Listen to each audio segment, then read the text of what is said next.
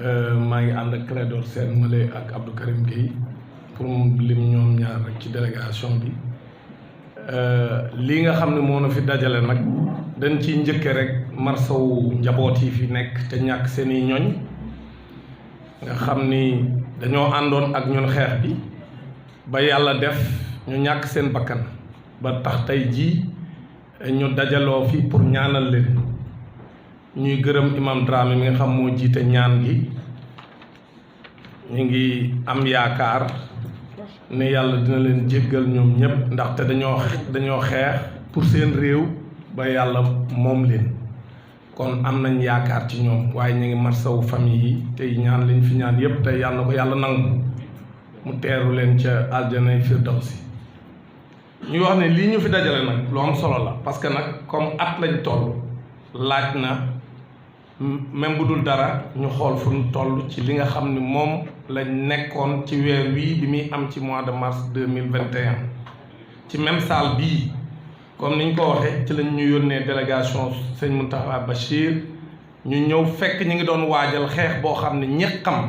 xam nañ ni bu fekkoonte ni le 13 mobilisation ba fa mu tolloon ak la ñu waajoon buñ ko defoon kon heure bi dañ naan président Macky Sall nekkoon na fi président parce que booba waajal ga ñun ñëpp dañoo jàppoon ni dee yi dina bari malheureusement parce que option boobu la jëloon moom président bi gënaluñu woon waaye nag mënutuñu woon dellu ginnaaw bi ñu jëlee ñu bëri jaay leen doole Guy Marius Sagna mi ak Clédor Sène ak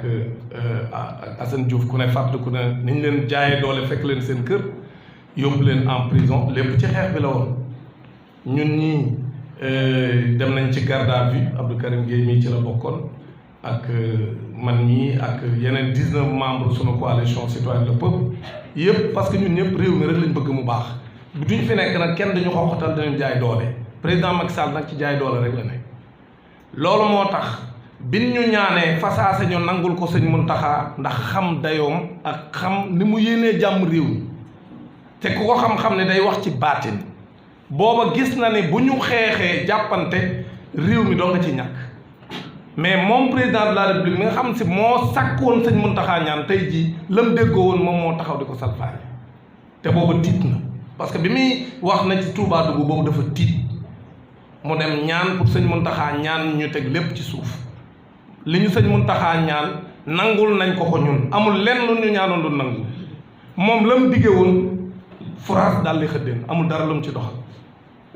donc kon tey jii bu ñu ñëwee à l'heure du bilan dañuy wax ni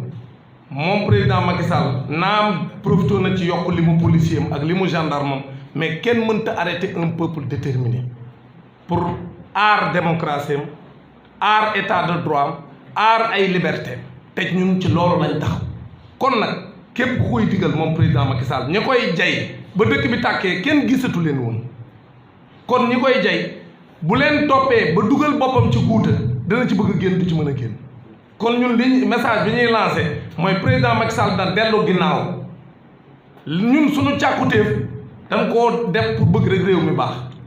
na wax ni moom mënta nekk candidat 2024 ndax te fégal na parce que bu forcé dañuy taxaw jàmmaarloo ak moom lii mooy dëgg may ñu ko fi benn président duñ ko fi may Sénégal ñaari mandat lay yem kenn dootu fi amati ñett loolu constitution bi moo ko wax kon nag lii ñuy wax mooy ginnaaw bi ñu jëlee engagement ni ñun teg nañ lépp ci suuf mais nag dañuy lañ doon sàkku tey lañ ko gën a sàkku kon nag fitna buñ ko yee ci réew mi moom président Macky Sall na dellu ginnaaw booy jéem dara ba xam ne lii demul da ngay xam ne demul nga jàll ci leneen surtout que moom ñaari at a ko fi dese na gouverneur sunu réew ci jàmm ñaari at yi jeex mu joxaat ñu sunum réew sénégalais yi dajaloo tànn kin bëgg a tànn dénk ko seenum réew parce que ñun ñëpp kenn moom réew ñun ñëpp ñoo ko bokk kon nag fi may daaneel rek mooy temps yi gis nañ ñuy defi pexe ba gis sax ay médias français di def dans la propagande inacceptable parce que le Sénégal est un État souverain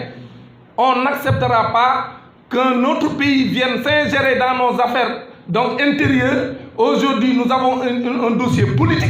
politisé, fortement politisé. Aujourd'hui on n'acceptera pas qu'on fasse dans la diabolisation des Sénégalais, qu'on fasse dans la propagande internationale. Nous voulons que les médias qui sont dans ce travail-là cessent toute affaire cessante, parce que nous n'accepterons pas qu'on sème la zizanie dans notre pays. Donc ce message également était à lancer pour dire que le peuple sénégalais reste déterminé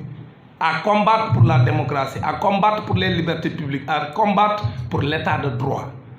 L'engagement que nous avions pris, toute la société civile, les partis politiques, les Sénégalais, dans leur entièreté, c'était vraiment d'aller à la paix et que les deux partis puissent se parler conformément au vœu du Khalife général des Mourides. Aujourd'hui, nous avons respecté notre engagement. C'est le président Macky Sall et son gouvernement qui sont en train de violer toutes les dispositions de notre mémorandum, la société civile et les partis politiques au Sénégal. Donc nous demandons au président de la République de se ressaisir et de comprendre qu'il lui reste 2 ans dans ce pays. S'il force pour un 3e mandat, il trouvera le peuple sénégalais devant lui. Nous n'accepterons pas qu'on viole notre constitution. La même chose, nous voulons que le passeport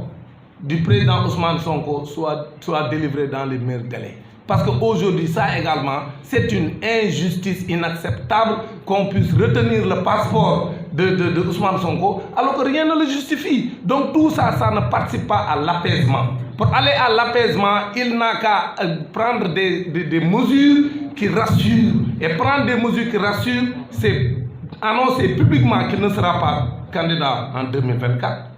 Mais également arrêter toutes les poursuites conformément aux recommandations du M2D, mais de restituer le passeport d'Ousmane Sonko. Tout ça, ça va participer à apaiser la situation. Je vous remercie.